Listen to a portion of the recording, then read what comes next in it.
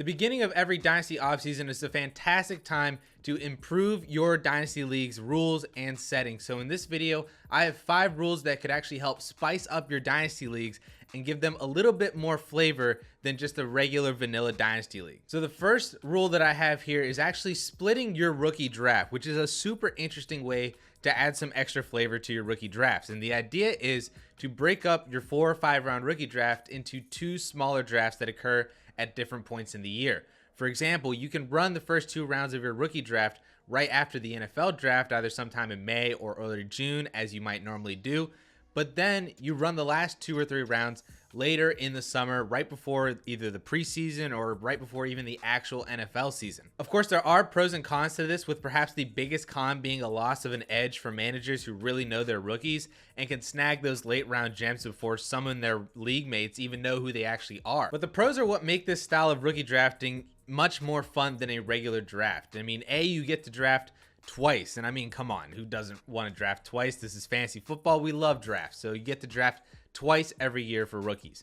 B, it makes the first few picks in the later draft more valuable, as those now become players that we have had training camp news on or preseason hype. So that 3.01 now becomes a pretty nice asset for any team to have, especially if it's that original struggling 1.01 manager. They now have a pretty solid asset that they can either use or trade away, which then leads to part C, which is perhaps adding parity to your league by assisting those teams who are struggling or managers who might not invest as much time in knowing every draft class as much as everybody else, which ultimately might make your league better. Staying on the rookie draft, another way to add spice to your draft is by adding a lottery for the top picks. So if you're in a 12-team league where 6 teams make the playoffs, normally those first 6 draft spots from the 101 to the 1.06 are decided when the playoffs start, either by record, points for, or however you decide who gets the 1.01 and down. But instead of doing that, you could implement a lottery system like how the NBA determines their draft order, where the worst team in your league has the best odds at the 1.01, the second worst team has the next best odds, and so on down the line. This is actually how my home Dynasty League determines the 1.01 through the 1.04 in our 10-team league. When one of my best friends and I worked at a retail store together, we actually used to buy a pack of gummy bears and collect and assign different colors to the 4 lottery teams, throw them all into a bag, mix them up, and then draw one bear at a time to determine the draft order. We made a video and everything that got sent out to the league, and it actually became a really fun and anticipated event after the season ended. And it even became a running joke that the worst team in the league for a few years straight never actually got the 1.01, but he always took that on as a challenge, and it was super fun for everybody to have that extra event during the offseason. And that's honestly the biggest reason why leagues wouldn't implement this, is that possibility that the worst team in the league doesn't get the 101, but maybe they get the 1.03, the 1.04, or maybe even the 1.06 if the odds are truly against them in that fashion. But that's what adds to the fun, is if you're in the lottery, anybody has a chance at that 1.01 pick. Moving into the actual fantasy season, a really cool idea to generate league activity is to allow betting on weekly matchups. And sure, you can use real money to do this, but Fab would be more integral to the league itself and actually impact teams during the season. So you can do it exactly like real sports books and bet on money lines and spreads of matchups every week using the predicted points for each team to determine who the favorite is and the spread. So imagine like calling out your opponent this week and saying, I know that you're projected to win by 15, but I'll bet you that I cover that. And if he says yes, then you got yourselves a bet. Hey, we make a wager on our little game. And then after the games are over, you can either exchange the Fab either through trade or manually by the commissioner. But if they're down for it, then go for it. It would take a very good league, honestly, to implement this with good, trustworthy managers.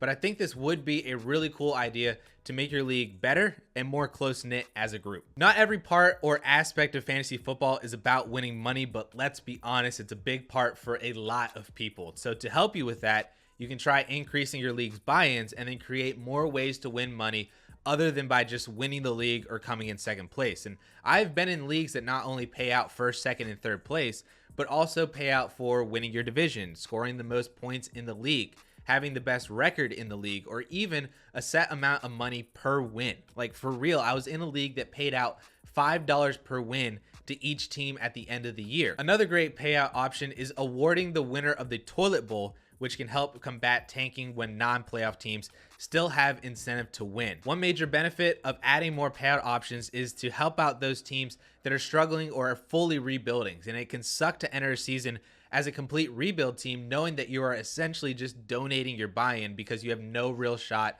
at winning anything back. But if there are payouts for every win, or even if that team won the toilet bowl and was able to recoup 30 to 40% of what they paid in a buy-in fee, that's not a complete monetary loss, which can go a long way in preventing teams from actually just giving up and quitting and leaving the league, leaving you guys with an orphan team. This next idea sounds like so much fun to me that I actually just want to join a league that does this. And public trade counter offers is a simple concept where basically when a trade is accepted in the league, there's a 24 to 48 hour hold on the trade to allow other teams a chance to essentially outbid either side. So have you ever had that one person in your league that after any time that a trade goes through, they're like, oh my God, like I would have paid so much more if I'd have known that that was the price for that player, right? Like that's really annoying, but everybody knows what I'm talking about. Maybe it's you, I don't know. But now they can actually put their money where their mouth is. And let's say, for example, a trade is accepted where one team trades Saquon Barkley straight up for the 1.03. So now other managers have 24 hours to publicly share their counter offers to try to beat that deal. Maybe one person offers the 1.05 and the 2.05 for Saquon Barkley. Another one offers Antonio Gibson and a third. And then another one, maybe just T. Higgins straight up. So the team that accepted the deal now has a multitude of offers to choose from and can either stay with the original deal or move to another counter offer. It's fun, it adds more league activity, and can even help maintain parity and combat collusion if every manager is truly given the chance to take the best possible offer. I do have one bonus idea that honestly shouldn't even be an idea. At this point, it should just be a standard in every league, which is giving the last playoff spot to the remaining team with the most points.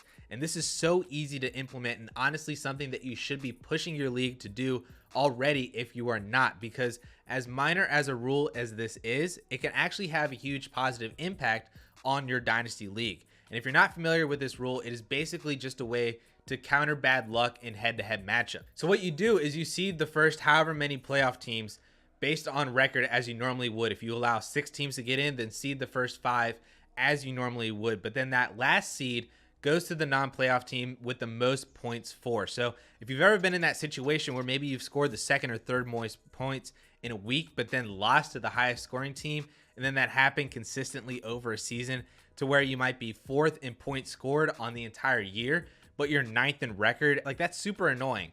But this playoff method would actually place you in the playoffs as the 6th seed instead of that 6 and 8 team that's 8th in points scored and just always played a team that lost players to injuries or had bye weeks and just kind of got lucky in their head-to-head matchup. Trust me, this seeding rule is way better no matter what league you play in, and your playoffs and leagues will just be so much better with this rule implemented. So just go ahead, if you're not already, implement this rule right now. Okay, I lied. I have one more bonus idea that I would highly recommend for dynasty leagues that have a very tight-knit group of managers, or anybody even in a normal home redraft league with their friends that want to move to a dynasty league. And the idea is to do 2 leagues with the same people in both leagues. One of them is a redraft league, one of them is a dynasty league. Again, this is what my group of friends back home do every single year. We have both a redraft league and a dynasty league with the same group of guys in both leagues, and it's extremely fun because A, we're all friends, and we do a live draft in August for the redraft league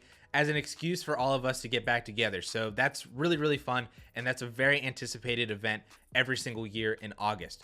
B, it's another draft every year, and I already said before that you can never go wrong with having more drafts. But then C, it's another opportunity for those struggling or rebuilding teams in your dynasty league to get a shot at fantasy glory every year by potentially winning the redraft league, which again can go a long way in mitigating people from getting frustrated with losing and quitting leagues. My home leagues are my favorite leagues to play in because my group of friends are at the point now where anybody can win the redraft league, and basically anyone can win the dynasty league now as well. There are more bragging rights involved now because if you suck in one league but you're dominating in the other, or even God forbid you actually win both leagues in the same year, which actually happened this year for the first time, and now he's buying a belt to shove it in our faces, and it's very annoying but super fun because I know I would have done the exact same thing.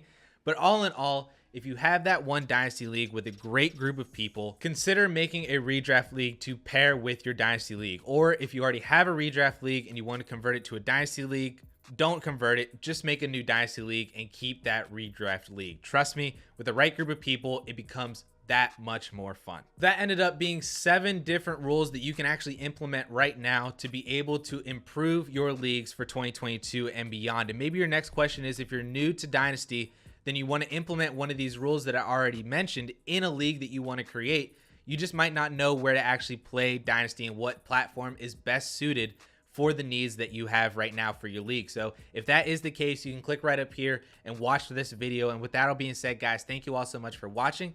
We'll catch y'all later.